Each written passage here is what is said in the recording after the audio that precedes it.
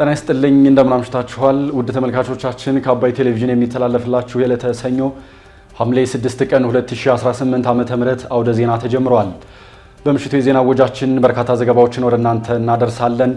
ዜናውን እየመራው ቴዎድሮስ አይቸው ከእናንተ ጋር ቆይታ አደርጋለሁ። አብራችሁን ትቆዩም በአክብሮት ጋብዛችኋለሁ።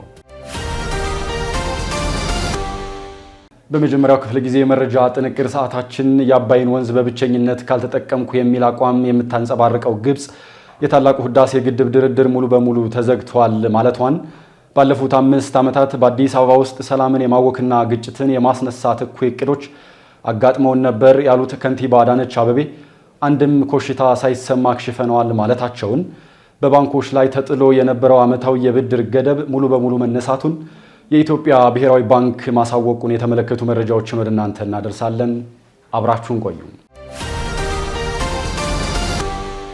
እያንዳንዱ ዝውውር ሁለት ዓለማትን የሚያገናኝ የማይታይ የፍቅር ድልድይ ነው። ርቀት ቢለያየንም በልባችን ግን አንድ ላይ ነን። አቢሲኒያ የልባችሁን መሻት ያደርሳል። አቢሲኒያ ረሚት፣ የፍቅር መንገድ፣ የትውልድ ድልድይ። አቢሲኒያ የሁሉም ምርጫ። የአባይ ወንዝን በብቸኝነት ካልተጠቀምኩ የሚል አቋም የምታንጸባርቀው ግብጽ የታላቁ ህዳሴ ግድብ ድርድር ሙሉ በሙሉ ተዘግቷል አለች። በታላቁ የህዳሴ ግድብ ድርድርና በአባይ ወንዝ አጠቃቀም ዙሪያ ግትር ነው የተባለ የብቻ ተጠቃሚነት አቋም ስታራምድ የቆየችው ግብጽ ግድቡን በሚመለከት ዛቻና ማስፈራሪያ የታከለበትን አስተያየት ሰጥታለች። የግብጽ ውጭ ጉዳይ ሚኒስትር ባድር አብደላቲ ታላቁ የኢትዮጵያ ህዳሴ ግድብን በተመለከተ የሚደረጉት ድርድሮች ሙሉ በሙሉ ተዘግተዋል ሲሉ ተሰምተዋል። የውጭ ጉዳይ ሚኒስትሩ ግብጽ የውሃ ደህንነቷ አደጋ ላይ የሚወድቅ ከሆነ ራሷን የመከላከል ሙሉ መብቷ የተጠበቀ ነው በማለትም ዛቻ አዘል መልእክት አስተላልፈዋል። የህዳሴው ግድብ ግንባታ የታችኛውን የተፋሰስ ሀገራት ሳያማክር በኢትዮጵያ በኩል የተወሰደ እርምጃ ነው ሲሉም ነው የገለጹት። ኢትዮጵያ በአባይ ወንዝ ላይ ተጨማሪ ግድቦችን ለመገንባት ካሰበች በዓለም አቀፍ ህግና ደንቦች መሰረት ህጋዊ ራሳችንን የመከላከል መብታችንን የተጠበቀ ነው ሲሉም ተደምጠዋል። ባለፉት ዓመታት በአባይ ወንዝ ላይ ባሉት የብቸኝነት ተጠቃሚነት ፍላጎት የተነሳ ከኢትዮጵያ መንግስት ጋር ስታደርገው በነበረው ድርድር ግትር አቋም መያዟ ሲነገር የቆየችው ግብጽ ፍላጎቴ ካልተሟላ ወደ ሶስትዮሽ የታላቁ ህዳሴ ግድብ ድርድር አልመለስም ስትል ከሳምንታት በፊት በውሃና መስኖ ሚኒስትሯ በኩል መግለጫ መስጠቷም አይዘነጋም። ኢትዮጵያ በበኩሏ ባሳለፍነው ጳጉሜ 4 ቀን 2017 ዓ.ም ያጠናቀቀችውን የህዳሴ ግድብ የውሃና ሙሊት አስተዳደር ጉዳይን አስመልክቶ በተደረጉ ድርድሮች ፍትሃዊ አጠቃቀም እንዲኖር እንደምትፈልግ በተደጋጋሚ ይፋ አድርጋለች። በዚህም የአባይ ወንዝ ላይ ያላትን ድርሻዋን ባረጋገጠ መልኩ ፍትሃዊና ምክንያታዊ አጠቃቀም ላይ ስምምነት እንዲደረስና ግንባታው የግብጽ የውሃ ደህንነት ላይ አደጋ እንደማያጋርጥ ስታሳውቅም ቆይታለች። ሆኖም ግን ኢትዮጵያ ግድቡ ለልማቷ ወሳኝ መሆኑን በመግለጽ በአባይ ወንዝ ላይ ያላትን ሉዓላዊ መብት የሚገድም ማንኛውንም ስምምነት ውድቅ በማድረግ ፕሮጀክቱን የማንቀሳቀስ መብቷን ስታስከብር ቆይታለች። ባለፉት 5 ዓመታት በአዲስ አበባ ውስጥ ሰላምን የማወክና ግጭትን የማስነሳት እኩይ እቅዶች አጋጥመውን ነበር ያሉት ከንቲባ አዳነች አቤቤ አንድም ኮሽታ ሳይሰማ አክሽፈነዋል አሉ። ባለፉት 5 ዓመታት በአዲስ አበባ ውስጥ ሰላምን የማወክና ግጭትን የማስነሳት እኩይ እቅዶች አጋጥመውን ነበር ያሉት የአዲስ አበባ ከተማ ከንቲባ አዳነች አቤቤ ይሁን እንጂ በሰራነው ተከታታይ ስራ አንድም ኮሽታ ሳይሰማ ሰላማዊ ሆኖ እንዲቀጥል አድርገነዋል ሲሉም ገልጸዋል። የአዲስ አበባ ከተማ ምክር ቤት 5ኛ ዓመት የሥራ ዘመን 4ኛ መደበኛ ጉባኤውን በአድዋ ድል መታሰቢያ የምክር ቤቱ መሰብሰቢያ አዳራሽ የተካሄደ ሲሆን ከንቲባ አዳነች አቤቤ የከተማ አስተዳደሩን የ2018 በጀት ዓመት ዓመታዊ የሥራ አፈጻጸም ሪፖርት አቅርበዋል። ከንቲባ አዳነች አቤቤ በማብራሪያቸው ባለፉት 5 ዓመታት ውስጥ ከ200 ሺህ በላይ የሰላም ሰራዊትን በማዘጋጀትና በማሰማራት የታቀዱ እኩይ እቅዶችን በማክሸፍ ሰላማዊ ሆኖ እንዲቀጥል አድርገናል ብለዋል። ከንቲባው አክለውም በአዲስ አበባ የሚታዩ ህገወጥ ድርጊቶች በተወሰዱ እርምጃዎች በከፍተኛ ሁኔታ ለመቀነስ ተችሏል ያሉ ሲሆን በተለይም ህገወጥ የመሬት ወረራ፣ ህገወጥ የጎዳና ንግድና ማስታወቂያዎችን ከመቆጣጠር አንጻር ውጤት ተመዝግቧል ብለዋል።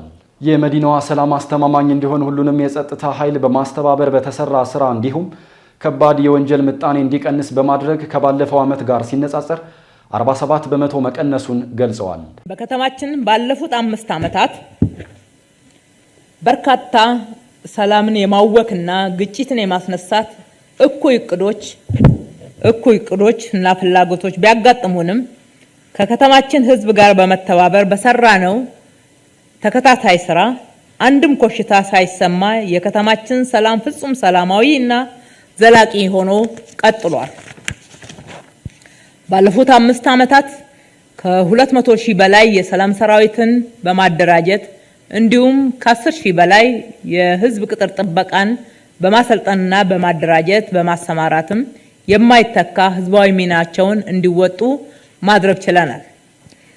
ደንብ መተላለፎችንና የመከላከል ደንብ ጥሰቶችን የመቆጣጠር ስራዎችን ለማጠናከር በተወሰዱ እርምጃዎች በከተማዋ የሚታዩ ህገወጥ ድርጊቶች በከፍተኛ ሁኔታ መቀነስ የተቻለ ሲሆን በተለይም ህገወጥ የመሬት ወረራ፣ ህገወጥ ማስታወቂያ፣ ህገወጥ የጎዳና ንግድ፣ ህገወጥ የእንስሳት ዝውውርና እርድ፣ ህገወጥ የመንገድ አጠቃቀምና ህገወጥ የግንባታ ቁጥጥር ስራዎችን በማጠናከር የህግ በላይነትን በማስከበር የደንብ መተላለፎችን በዘላቂነት በመቀነስ የነዋሪውን መብት የማስጠበቅ ስራዎች ተሰርተዋል፣ ውጤት ማስመዝግበዋል። በከተማችን ሰላም አስተማማኝ እንዲሆን የህግ በላይነት እንዲረጋገጥ መላውን የጸጥታ ኃይላችንን በማስተባበር በተሰሩ ስራዎች ከባድ ወንጀል ምጣኔ እንዲቀንስ በተሰራው ስራ ከባለፈው ዓመት ተመሳሳይ ወቅት ጋር ሲነጻጸር በ47 እጅ እንዲቀንስ አስችሏል። ከንቲባ አዳነች አቤቤ አክለውም ባለፉት 5 ዓመታት የተቋም ግንባታ እያደረግን መተናል ያሉ ሲሆን የኢትዮጵያ ቢሮክራሲ የተተበተበ የአሰራር ስርዓትና የሪፎርም ዝለት የነበረበት መሆኑንም ገልጸዋል። ከንቲባ አዳነች አቤቤ በሰጡት ማብራሪያ በኢትዮጵያ የነበረው የአሰራር ስርዓትና የመመሪያ ብዛት በተፈለገ ሰዓት ላልተገባ ጥቅም የሚመዘዝ ህግ ሲገጥመን ነበር በማለትም ተናግረዋል። በቴክኖሎጂ የታገዘ የተቋም ግንባታ ስናደርግ የነበረውን ውጣ ውረድ ብቻ ሳይሆን መነሻችንን ስናየው ለውጡ የላቀ ነው ያሉት ከንቲባዋ ስር የሰደዱ ኋላ ቀር አስተሳሰቦችና ችግሮችን በጽናት በመጋፈጥ ከተማዋን ከማይጠቅም የመሳሳብና የመገፋፋት ፖለቲካ የተላቀቀች የሰላም ማዕከል ማድረግ መቻሉንም አብራርተዋል። ባንኮች ላይ ተጥሎ የቆየው ዓመታዊ የብድር ገደብ ሙሉ በሙሉ መነሳቱን የኢትዮጵያ ብሔራዊ ባንክ አስታወቀም። የኢትዮጵያ ብሔራዊ ባንክ የገንዘብ ፖሊሲ ኮሚቴ ባካሄደው 7ኛ ስብሰባውን የባንኮችን የብድር አሰጣጥ፣ የወለድ ምጣኔና የውጭ ምንዛሪ አስተዳደርን የሚመለከቱ አዳዲስ ውሳኔዎችን አሳልፏል። ኮሚቴው በነበረው ግምገማ ዓመታዊ የዋጋ ግሽበት ከሪፎርሙ በፊት ከነበረው አንጻር እየቀነሰ መጥቶ በታህሳስ ወር በ2018 ዓ.ም 9.7 በመቶ መሆኑን ነጠላ አሃዝ ቢያስመዘግብም ከአሜሪካና ኢራን ጦርነት ጋር ተያይዞ በተፈጠረው የነዳጅ አቅርቦት መስተጓጎል ምክንያት ግን አጠቃላይ የዋጋ ንረት ከሚያዝያ 2018 ዓ.ም ጀምሮ እንደገና ወደ 2 አሃዝ መመለሱን አስታውቋል። ኮሚቴው የሀገር ውስጥ የኢኮኖሚ እድገት በ2017 በጀት ዓመት የ9.2 በመቶ እድገት ቢያስመዘግብም ከባለፈው በጀት ዓመት ተመሳሳይ ወቅት ጋር ሲነጻጸር ግን የውጭ ንግድ በመጠን በተለይ ቡናና የቅባት እህሎች እንዲሁም የጥሬ ዕቃዎችና የነዳጅ ምርቶች የገቢ ንግድ መጠን መቀነስ ተመዝግቧል ብሏል። በ2018 በጀት ዓመት የመሰረታዊ ገንዘብ ዓመታዊ እድገት የግል ባንኮች የብድርና የተቀማጭ ሂሳብ ጥምርታ እንዲሁም የበጀት ሁኔታ መሻሻሎች ቢኖራቸውም ከባለፈው ዓመት ተመሳሳይ ወቅት ጋር ሲነጻጸር ቅናሽ ማሳየቱም በተመሳሳይ ተገልጿል። ኮሚቴው እነዚህንና ሌሎች ሁኔታዎች ላይ ሰፊ ግምገማ ካደረገ በኋላም ዋና ዋና የፖሊሲ ውሳኔዎችን ለቦርዱ አቅርቦ ማጽደቁን በጋዜጣዊ መግለጫው አስታውቋል። በዚህም ከዚህ ቀደም በባንኮች ላይ ተጥሎ የነበረውን ጊዜያዊ የብድር ጣሪያ ሙሉ በሙሉ ማንሳቱን ገልጿል። ይህ ውሳኔ የታቀዱትን ዓላማዎች በማሳካትና ወደ ገበያ መር የገንዘብ ፖሊሲ ስርዓት ለመሸጋገር የተወሰደ እርምጃ መሆኑን ተጠቅሷል። በተጨማሪም የብሔራዊ ባንክ የፖሊሲ ወለድ ምጣኔ ከ15 በመቶ ወደ 16 በመቶ ከፍ የተደረገ ሲሆን ባንኩ ይህ እርምጃ የገንዘብ ፖሊሲውን በማጠናከር የዋጋ ንረትን ለመቆጣጠር እንደሚያግዝም ገልጿል። በውጭ ምንዛሬ ዘርፍም ላኪዎችና የውጭ ምንዛሬ አስገኞች ለባንኮች የሚያስረክቡት የውጭ ምንዛሬ ግዴታ ከ50 በመቶ ወደ 30 በመቶ ዝቅ እንዲል እንዲሁም ባንኮች ከውጭ ምንዛሬ ግዢ ጋር በተያያዘ የሚያስከፍሉትን የኮሚሽን ምጣኔ 2.5 በመቶ ወደ 1.5 በመቶ ዝቅ እንዲል ተወስኗል ብሏል። የተወደዳችሁ ተመልካቾቻችን እየተከታተላችሁ ያላችሁት ከአባይ ቴሌቪዥን የአውደ ዜና የመረጃ ጥንቅር ሰዓታችን አሁንም ቀጥሏል። ወደ ሁለተኛው ዙር ጥንቅራችን ስናልፍ ደግሞ ከደብረ ማርቆስ ወደ አዲስ አበባ በሚያሻግረው መንገድ ያሉ ሽፍቶችን በጋራ ማጥፋት ሲገባን ሌላ ሽፍታ መፍጠር ተገቢ አይደለም ሲሉ ጠቅላይ ሚኒስትር አብይ አህመድ መናገራቸውን፣ መንግስት በትግራይ ክልል እየተፈጸመ ያለውን የሰብአዊ መብት ጥሰቶች በአስቸኳይ በማስቆም ህገ መንግስታዊ ግዴታውን እንዲወጣ ኢሰመኮ ማሳሰቡን ጨምሮ ሌሎች መረጃዎችን ደግሞ ዘነበሉፍ እንደሚከተለው ያቀርባቸዋል። አብራችሁን ቆዩ። ከደብረ ማርቆስ ወደ አዲስ አበባ በሚያሻግረው መንገድ ላይ ያሉ ሽፍቶችን በጋራ ማጥፋት ሲገባ ሌላ ሽፍታ መፍጠር ተገቢ አይደለም ሲሉ ጠቅላይ ሚኒስትር አብይ አህመድ ተናገሩ። ጠቅላይ ሚኒስትር አብይ አህመድ ትናንት ሐምሌ 5 2018 ዓ.ም በአማራ ክልል ምስራቅ ጎጃም ዞን ደብረ ማርቆስ ተገኝተው በከተማዋ የተገነባውን የአውሮፕላን ማረፊያ መርቀው ስራ አስጀምረዋል። ጠቅላይ ሚኒስትር አብይ በዚህ ወቅት ባስተላለፉት መልእክት ወደ ከተማዋ በአውሮፕላንም ሆነ በመኪና መንቀሳቀስ አስቸጋሪ ሆኖ እንደቆየ ገልጸው አሁን ግን በአየር የሚደረገው እንቅስቃሴ መፍትሄ አግኝቷል ብለዋል። በቀጣይም በመኪና የሚደረገው እንቅስቃሴ እንዲመለስ ጥረት እናደርጋለን ያሉት ጠቅላይ ሚኒስትር አብይ የሎንቺናው ጉዞ በእኛ ጥረት ይመለሳል በማለት ምላሽ ሰጥተዋል። ጠቅላይ ሚኒስትሩ በመልእክታቸው ደብረ ማርቆስ ወሎን ከወለጋ ስታገናኝ የኖረች ከተማ ናት ያሉ ሲሆን የአካባቢው ሕዝብም ከሁሉም ኢትዮጵያዊ ጋር ተዋልዶ የኖረ ሕዝብ ነው ብለዋል። ዛሬ ደብረ ማርቆስ ከ20 ከተሞች ጋር ተወዳድራ ያንን የቀድሞ ክብሯን ለማግኘት የሚያስችል ቁመና ላይ ነች ወይ የሚለውን ጥያቄ ማንም ደብረ ማርቆስን የሚያቅ የሚወድ የሚቆረቆር ዜጋ ጥያቄ መሆን አለበት። ቀደም ሲል በነበሩ ግጥሞች አትመጣም ወይ ማርቆስ ከተድላው ከተማ ቢሻህ በአውሮፕላን ቢሻህ በሎንቺና የተባለላት ከተማ ናት። አሁን ሎንቺናውም አውሮፕላኑ ላለቁት ጥቂት ዓመታት ችግር ሆኖ ነበር። ዛሬ ቢሻህ በአውሮፕላን ተመልሷል። ቢሻህ በሎንቺና ግን በእኛ ጥረት መመለስ ይኖርበታል።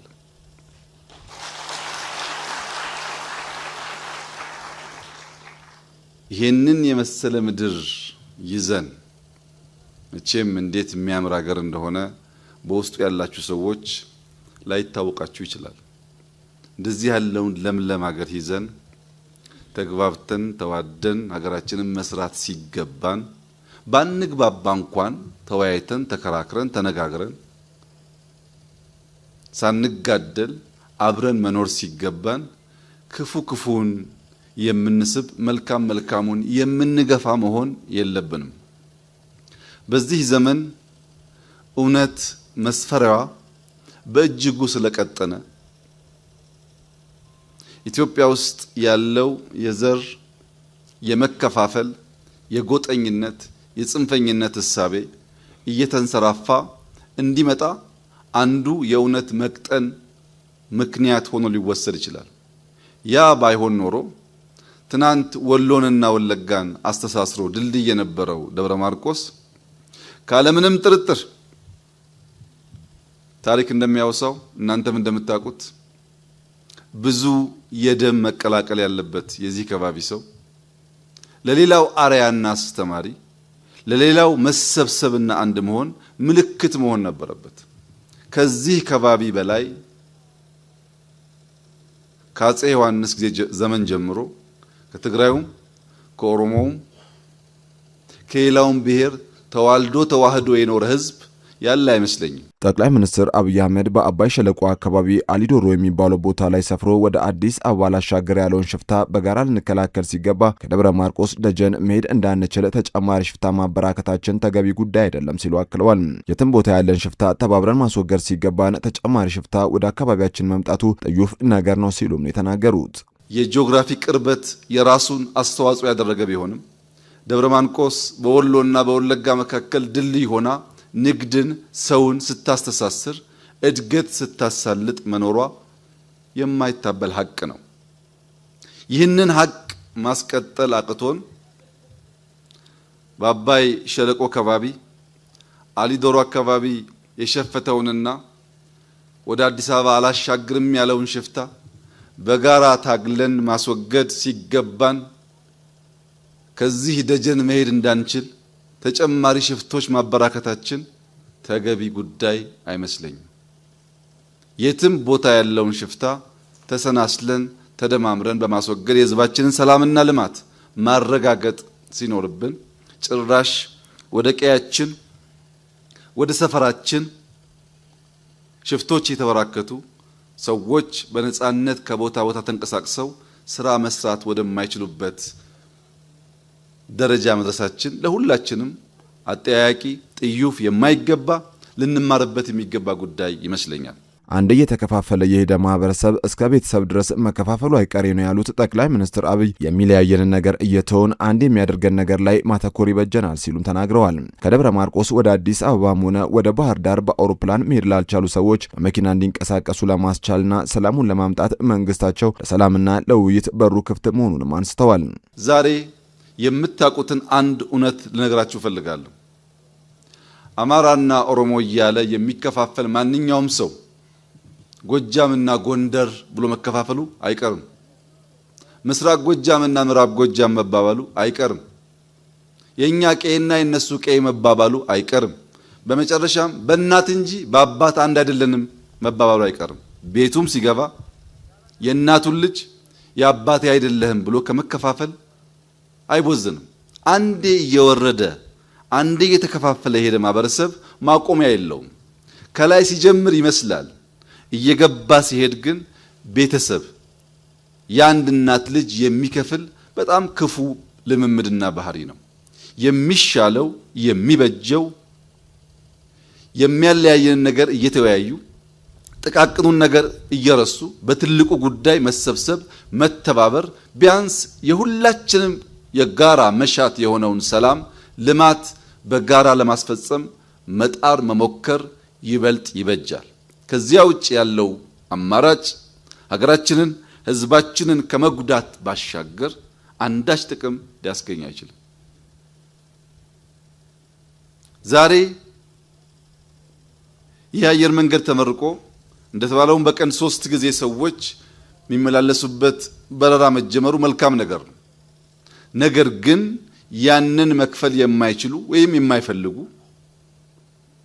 በትራንስፖርት ከዚህ ወደ ባህር ዳር ወይም ከዚህ ወደ አዲስ አበባ መሄድ ቢፈልጉ ያንን ጉዳይ ማድረግ እንዲቻላቸው ሰዎች የነሱን ፕሮግራም የነሱን መሻት እንዳያስተጓጉሉ ሰላም በእጅጉ አስፈላጊ ስለሆነ መንግስታችን ከህዝቡ ጋር በመተባበር ሊወያዩ ሊነጋገሩ ለፈለጉ ማንኛውም ሰዎች በር ክፍት ነው። እጃችን የተዘረጋ ነው። ልባችን ክፍት ነው። እንቀራረብ፣ እንወያይ፣ እንነጋገር፣ ሀገራችንን ሰላም እናድርግ። የማያግባቡን ጉዳዮች ካሉ በሰላማዊ በሰለጠነ የፖለቲካ አግባብ መነጋገር ይቻላል። ከዛ ውጭ ያለው አማራጭ ኢትዮጵያን አይጠቅምም፣ አማራን አይጠቅምም፣ ጎጃምን አይጠቅምም፣ ምስራቅ ጎጃምን አይጠቅምም። መንግስት በትግራይ ክልል እየተፈጸመ ያለውን የሰብአዊ መብቶች ጥሰት በአስቸኳይ በማስቆም ህገ መንግስታዊ ግዴታውን እንዲወጣ ኢሰመጉ አሳሰበ።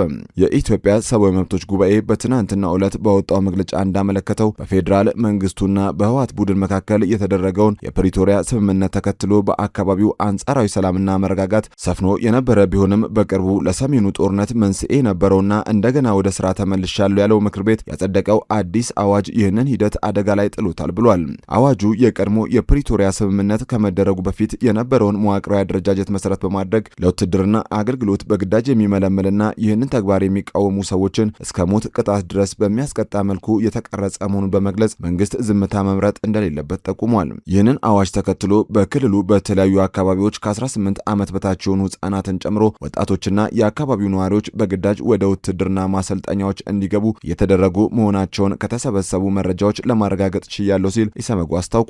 ይህ ድርጊት በአካባቢው ነዋሪዎች ዘንድ ከፍተኛ ስጋት የፈጠረ ከመሆኑ በላይ በርካታ ወጣቶችና ነዋሪዎች አካባቢያቸውን ጥለው እንዲሰደዱ እያስገደደ መሆኑንም ኢሰመጉ ጠቅሷል። ኢሰመጉ ይህ እየተፈጸመ ያለው የግዳጅ ውትድርና ምልመላ በዓለም አቀፍ ህግም ሆነ በኢፌዴሪ ህገ መንግስት የነጻነት መብትና ኢሰብአዊ አያያዝ ክልከላ እንዲሁም ሀሳብን በነጻነት የመግለጽ መብትን የሚጥስ መሆኑን ጠቁሟል። ኢሰመጉ መንግስት በትግራይ ክልል የሚገኙ ዜጎችን ሰላምና ደህንነት የመጠበቅና ህገ መንግስታዊ ግዴታውን እንዲወጣ በክልሉ እየታየ ያለውን የፖለቲካ የፖለቲካ ውጥረትና ወታደራዊ እንቅስቃሴ በመክታት የሰብአዊ መብት ጥሰቶችን በአስቸኳይ ማስቆም አለበትም ብሏል። ለህወሓት ቡድን ባስተላለፈው መልእክትም የፕሪቶሪያን ስምምነት የሚጥሱና ክልሉን ወደ ዳግም ግጭት የሚያመሩ ማናቸውንም የግዳጅ ውትድርና ምልመላዎች እንዲሁም ህፃናትን ለጦርነት የማሰልጠን ተግባራትን በአስቸኳይ እንዲያቆሙ ጥሪውን አቅርቧል። መግለጫው አክሎም ለሀገር ሽማግሌዎች፣ የሃይማኖት አባቶችና ሲቪል ማህበራት በትግራይ ክልል እየተባባሰ የመጣውን የፖለቲካ ውጥረትና ወታደራዊ እንቅስቃሴ በማውገዝ ችግሮች በውይይትና በሰላማዊ መንገድ እንዲፈቱ የበኩላቸውን ጥረት ማድረግ አለባቸው ሲል ጥሪውን አስተላልፈዋል።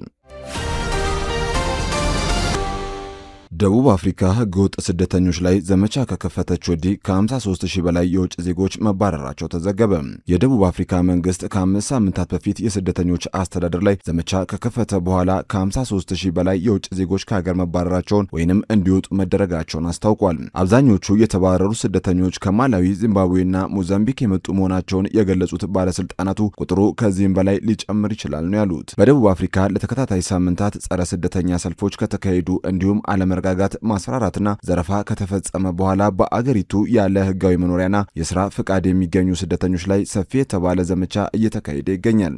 ተቃዋሚዎች በአገሪቱ ለተፈጠረው በርካታ የስራ አጥ ቁጥር፣ የወንጀል መስፋፋትና የህዝብ አገልግሎቶች መዳከም ሰነድ አልባ ስደተኞችን ተጠያቂ የሚያደርጉ ሲሆን ጥብቅ የሆነ የድንበር ቁጥጥር እንዲኖር እንዲሁም በርካቶች ከአገር እንዲወጡ ይፈልጋሉ። የተባበሩት መንግስታት ድርጅት በበኩሉ ስደተኞችን ለደቡብ አፍሪካ ማህበራዊና ኢኮኖሚያዊ ችግሮች እንደ ሰበብ መጠቀምን አስጠንቅቋል። የደቡብ አፍሪካ የፍትህና የህገ መንግስት ልማት ሚኒስትር መማማላኮ ኩባዩ በአገራችን ውስጥ ያሉ ሰዎች የዜግነትና የኢሚግሬሽን ሁኔታ ምንም ይሁን ምን የሰብአዊ መብቶችንና ክብርን በጠበቀ ሁኔታ ህዝባችን ለሚያነሳቸው ስጋቶች ተገቢውን ትኩረት የሚሰጥ ስርዓት ያለውና መደበኛ ፍልሰት እንዲኖር ለማድረግ እየጣረ ነው ሲሉ ተናግረዋል። ከአገር ማስወጣቱ ሂደት በወንጀል ተጠርጥረው በፖሊስ የሚፈለጉ ሰዎችን ለመያዝ እንደረዳቸውም ጨምረው አስረድተዋል። በዝርዝር ወደ ያዝነው መረጃ ስናልፍ ኢራን በባህረ ሰላጤው በሚገኙ የአሜሪካ ጦር ሰፈሮች ላይ የምታደርገውን ጥቃት ስታስፋፋ በሆርሙዝ ያለው ውጥረት የዓለም ነዳጅ ዋጋን አናረው። ኢራን ለአሜሪካ ጥቃቶች ምላሽ ለመስጠት በባህሬንና በኩዌት በሚገኙ የአሜሪካ የጦር ተቋማት ላይ ጥቃት ሰንዝራለች። በሀገራቱ መካከል ባለው የእርስ በርስ ጥቃት የብሬንት ድፍድፍ ነዳጅ ዋጋ ከ2% በላይ ጨምረዋል። ዘሩፋኤል ሀብታሙ የአሜሪካና የኢራን ኃይሎች በሳምንቱ መጨረሻና እስከዛሬ ሰኞ ድረስ ከባድ የሚሳኤልና የሰው አልባ አውሮፕላን ጥቃቶችን እየተለዋወጡ ሲሆን ቴህራን በባህረ ሰላጤው አካባቢ በሚገኙ የአሜሪካ የጦር ሰፈሮች ላይ ጥቃት መፈጸሟንና የሆርሙዝ ወሽመጥን ዝግ ማድረጓን ገልጻለች። ይህም የነዳጅ ዋጋን ከፍ እንዲልም አድርጎታል። የኢራን አብዮታዊ ዘብ እንደተናገረው ለአሜሪካ ጥቃቶች ምላሽ ለመስጠት በባህሬንና በኩዌት የሚገኙ የአሜሪካ የጦር ተቋማትን ኢላማ ማድረጉን፣ በኦማን የሚገኙ የራዳር ስርዓቶችን መውደሙንና በዮርዳኖስ በሚገኙ የፕሪንሲ ሐሰን የአየር ኃይል ጣቢያ የነዳጅ ታንኮችንና የጥይት ማከማቻዎችን መምታቱን አስታውቋል። የአሜሪካ ጦር በበኩሉ ውድለት አውሮፕላኖችን፣ የባህር ኃይል መርከቦችንና ድሮኖችን በመጠቀም የኢራን የአየር መከላከያ ስርዓቶች፣ የባህር ዳርቻ ራዳር ጣቢያዎችን እንዲሁም ትናንሽ ጀልባዎችን መምታቱን ገልጿል።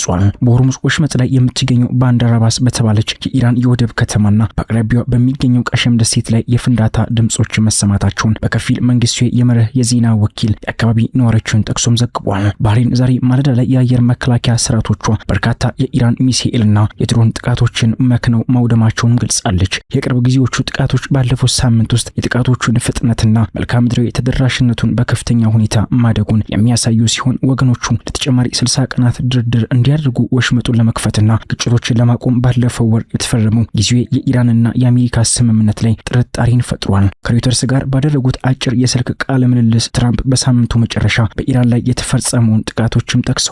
ትራምፕ የተኩስ አቁሙ አክትሟል ብለው እንደሚቆጥሩ የገለጹ ሲሆን ለተጨማሪ ንግግሮች ግን በሩ ክፍት አድርገዋል። የኢራን ዋና ተደራዳሪ መሐመድ ባጋር ቃሊባፍ በተመሳሳይ መልኩ እምቢተኝነት በተሞላበት ድምጽ በማሰማት በኤክስ ገጻቸው ላይ ባስተላለፉት መልእክት የአንድ ወገን ስምምነቶች ዘመን አብቅቷል ያሉ ሲሆን ቃላቸውን ጠብቁ፣ እውነታው በር እያንኳኳ ነው ሲሉም ገልጸዋል። ለዓለም አቀፍ የነዳጅ አቅርቦት ወሳኝ የሆነው መስመር የሆነው የሆርሙዝ ወሽመጥን መቆጣጠር የዚህ ግጭት ዋነኛ የውጊያ ሜዳዎች አንዱ ሆኗል። ኢራን ወሽመጡን በውጤታማነት መዝጋቷ የኃይል ዋጋ ከፍ እንዲል ያደረገ ሲሆን በዓለም አቀፍ ደረጃ የዋጋ ግሽበት ያለውን ስጋትም ጨምሯል። የብሬንት ድፍድፍ ነዳጅ ዋጋ ዛሬ ሰኞ ማለዳ ከ2 በመቶ በላይ የጨመረው ከዓለማችን ዋነኛ የኃይል ማጓጓዣ መስመሮች አንዱ ይስተዋጉላል በሚል ስጋት ቢሆንም ዋጋው በግጭቱ መጀመሪያ ላይ ከደረሰበት ከፍተኛ ደረጃ በታች ሆኖም ቆይቷል። በጦርነቱ ወቅት በሺዎች የሚቆጠሩ ሰዎች የተገደሉ ሲሆን አብዛኞቹ በኢራንና በሊባኖስ ውስጥም ናቸው። ዛሬ ማለዳ ላይ በደረሰ የአሜሪካ ጥቃት አንድ ሰው ሲገደል ሌሎች 7 ሰዎች ደግሞ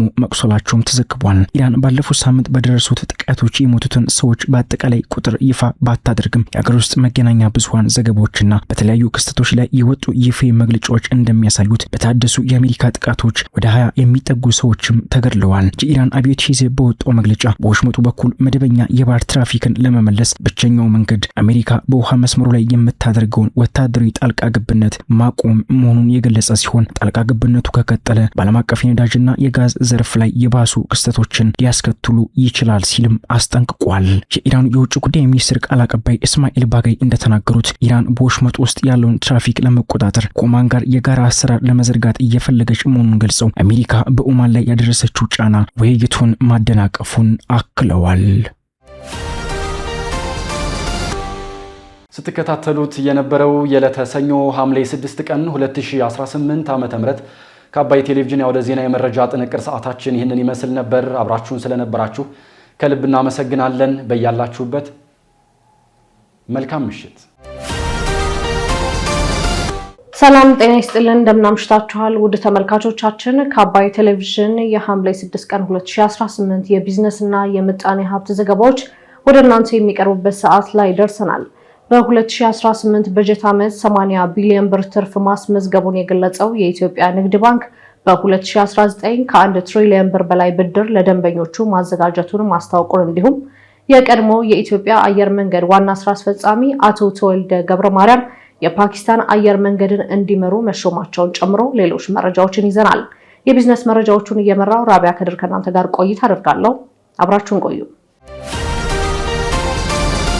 የኢትዮጵያ አየር መንገድ ወደ ሞሪሺየስ የጀመረው አዲስ ቀጥታ በረራ ለንግድ ለቱሪዝምና ለኢንቨስትመንት አዳዲስ እድሎችን እንደሚፈጠር ተገለጸ። የኢትዮጵያ አየር መንገድ ወደ ሞሪሺየስ ዋና ከተማ ፖርት ሉዊስ የቀጥታ በረራ መጀመሩን ባሳለፍነው ሳምንት ቅዳሜ ይፋ አድርጓል። አየር መንገዱ ወደ ሞሪሺየስ የጀመረው አዲስ ቀጥታ በረራ የአፍሪካን ተደራሽነት በማስፋት የትስስር ጥረቱን የሚያጠናክር ስኬታማ ምዕራፍ ነው ተብሏል። በመርሃ ግብሩ ላይ ንግግር ያደረጉት የውጭ ጉዳይ ሚኒስትር ዴኤታ አምባሳደር ሀደራ አበራ አዲሱ የበረራ አገልግሎት የሁለቱ ሀገራት የአፍሪካ ውህደትን ለማጠናከር ያላቸውን ቁርጠኝነት ያሳያልን ብለዋል። ይህ ድልድይም ለቀጠናዊ ትስስር፣ ለንግድ፣ ለቱሪዝም፣ ለኢንቨስትመንትና ለባህል ልውውጥ አዳዲስ እድሎችን እንደሚፈጥርም ገልጸዋል። በሞሪሺየስና በአዲስ አበባ በኩል ወደ ቀሪው ዓለም የሚደረገው ጉዞ በማቀላጠፍ ዲፕሎማሲያዊ ግንኙነትንም እንደሚያጠናክር ተናግረዋል። የኢትዮጵያ አየር መንገድ ግሩፕ ዋና ስራ አስፈጻሚ አቶ መስፍን ጣሰው በበኩላቸው አዲሱ መስመር አየር መንገዱ በአፍሪካ ያለውን ትስስር ለማሳደግ ያለውን ስትራቴጂካዊ እቅድ ያሳያልን ብለዋል። ሞሪሺየስ የአየር መንገዱ 41ኛው የአፍሪካ መዳረሻ መሆኗን የጠቆሙት ዋና ስራ አስፈጻሚው ይህ በረራ የአፍሪካ አህጉርን ነፃ የንግድ ቀጠና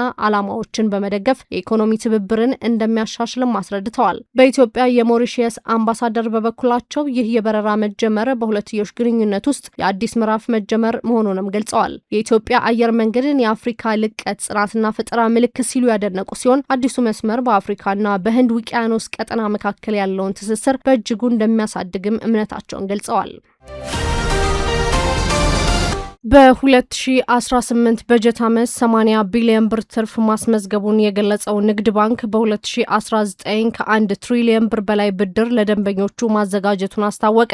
የኢትዮጵያ ንግድ ባንክ ለ2 ቀናት የሚቆየውን የ2018 በጀት ዓመት ዓመታዊ የስራ አፈጻጸም ግምገማ ጉባኤውን በዋናው መስሪያ ቤት በዛሬው ዕለት ማካሄድ ጀምሯል። የባንኩ ፕሬዝዳንት አቶ አቤይ ሳኖ የበጀት ዓመት አፈጻጸምን አስመልክቶ በሰጡት መግለጫ ባንኩ በበጀት ዓመቱ በታሪኩ ከፍተኛ የሆነውን ከ80 ቢሊዮን ብር በላይ ትርፍ ማስመዝገቡን አስታውቀው ይህም ከባለፈው ዓመት ተመሳሳይ ወቅት ጋር ሲነጻጸር የ146% እድገት አሳይቷል ብለዋል። በተጠናቀቀው በጀት ዓመት 707.47 ቢሊዮን ብር ሀብት በማሰባሰብ ጠቅላላ ተቀማጭ ገንዘቡንም ከ2.4 ትሪሊዮን ብር በላይ ማድረሱን በተመሳሳይ ገልጸዋል። በሀገራችን ባንኮች ታሪክ ይህን ያህል ተቀማጭ ገንዘብ በአንድ ዓመቱ ሲሰበሰብ በታሪክ የመጀመሪያው ነው ያሉት አቶ አቤ የባንኩ ጠቅላላ ተቀማጭ ከ6 ከ6 ዓመት በፊት ከነበረው በ4 እጥፍ ማደጉንም አመላክተዋል። አቶ አቤሳኖ አክለውም በውጭ ምንዛሬ በአንድ ዓመት ውስጥ 5.6 ቢሊዮን ዶላር መገኘቱንም አስረድተዋል። ለምሳሌ በተቀማጭ ገንዘብ የዓመቱ እቅዳችን አምና እንግዲህ ተነጋግረናል 750 ቢሊዮን እናደርሳለን ብለን ግን 707 ላይ ደርሰናል። ይሄ ማለት 94% ነው። ነገር ግን ይሄ ቁጥር አምና ከነበረው 515% የ37% እድገት አለው። ኢትዮጵያ ንግድ ባንክን የሚያክል ግዙፍ ተቋም በ30ዎች የሚቆጠር ፐርሰንት እድገት ማሳየት ሚራክል ነው። ለትንንሾች ፖሲብል ነው። ቤዙ ትንሽ በሚሆንበት ጊዜ ትልልቅ ፐርሰንቶች ማስመዝገብ ቀላል ነው። ሁለተኛው የውጭ ምንዛሪ ጄኔሬሽን ነው።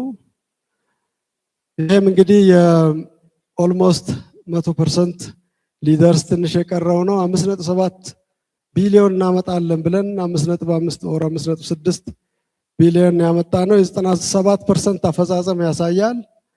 ሚራክሉ ግን አምና ከነበረው 3.7 ቢሊዮን አንጻር የ50% እድገት አለው። ይሄ አልቲሜትሊ ትርፍ ለማግኘት ነው የሚሰራው። ለትርፉ ደግሞ ገቢ ወሳኝ ነው። የባንካችንም ገቢ በዚህ ዓመት እጅግ በጣም ከፍተኛ እድገት ነው ያሳየው። አምና 192 ቢሊዮን ነበረ።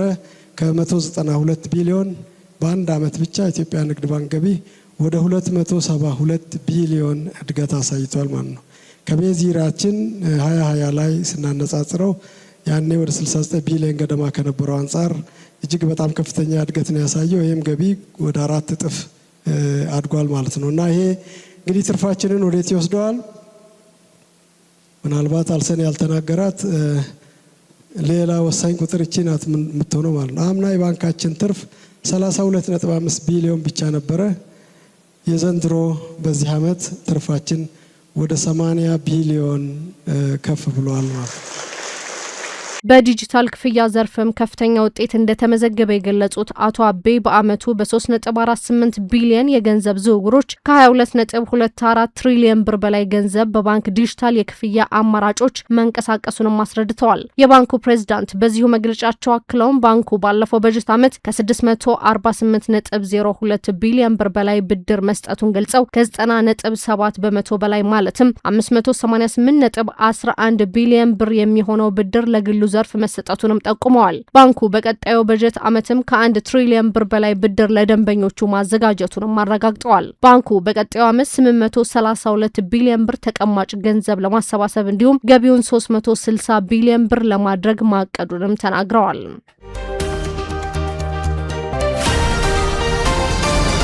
የኦሮሚያ ህብረት ስራ ባንክ በምቹ የዲጂታል ብድር አገልግሎት በ4 ዓመታት ውስጥ ከ60 ቢሊዮን ብር በላይ ማበደር መቻሉን ገለጸ።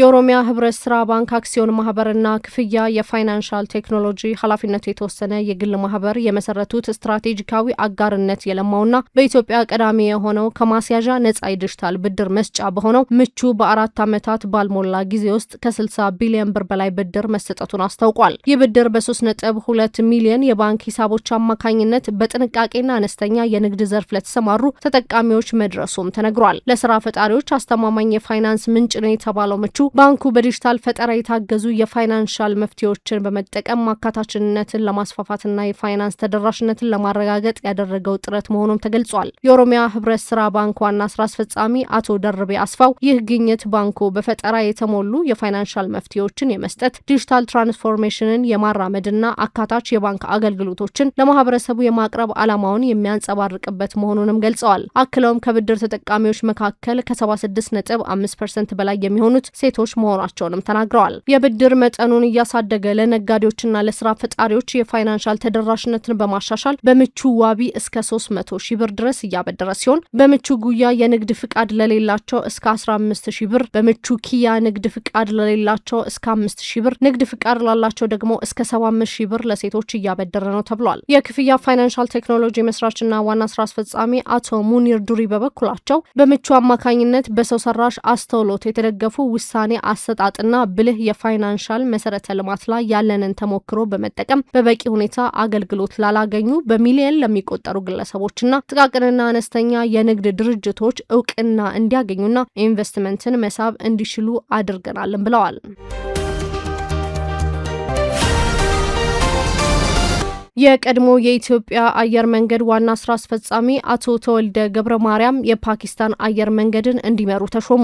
የኢትዮጵያ አየር መንገድ የቀድሞ ዋና ስራ አስፈጻሚ የነበሩት አቶ ተወልደ ገብረ ማርያም የፓኪስታን ብሔራዊ አየር መንገድን ከገጠመው ከፍተኛ ኪሳራ አውጥተው ወደ ትርፋማነት እንዲመልሱ በዋና ስራ አስፈጻሚነት መመረጣቸውን የብሉምበርግና የአረብ ኒውስ ዘገባ አመላክቷል። ይህ ሹመት የተሰማው አየር መንገዱን ወደ ግል የማዞር ሂደት የመጀመሪያ ምዕራፍ መጠናቀቁን ተከትሎ ሲሆን አሪፍ ሀቢብ ኮርፖሬሽን የተባለው የግል ጥምረት የአየር መንገዱን የስራ አመራር ቁጥጥር ተረክቧል። አዲሶቹ ባለቤቶች የአየር መንገዱን የፋይናንስ አቅም ለማጠናከር የበረራ አውሮፕላኖችን ለማዘመንና የበረራ መዳረሻዎችን ለማስፋፋት በመጀመሪያው ዙር 80 ቢሊዮን የፓኪስታን ሩፒ ወጪ ማድረጋቸውም ታውቋል። አቶ ተወልደ ገብረ ማርያም የኢትዮጵያ አየር መንገድን በአፍሪካ ግዙፍና ስኬታማ አየር መንገድ በማድረግ ረገድ የነበራቸው ዓለም አቀፍ ዝናና ልምድ ለዚህ ሹመት እንዳበቃቸውም ተገልጿል።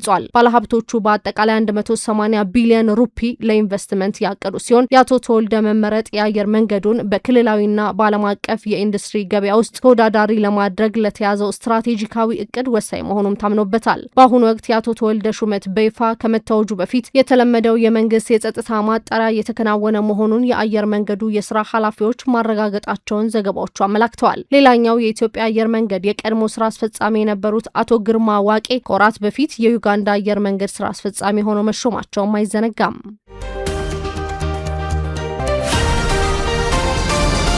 የዕለቱ የቢዝነስና የምጣኔ ሀብት ዘገባዎች የተከታተላችኋቸውን ይመስሉ ነበር። አብራችሁን ስለነበራችሁ ከልብ እያመሰገንን በያላችሁበት መልካም ምሽት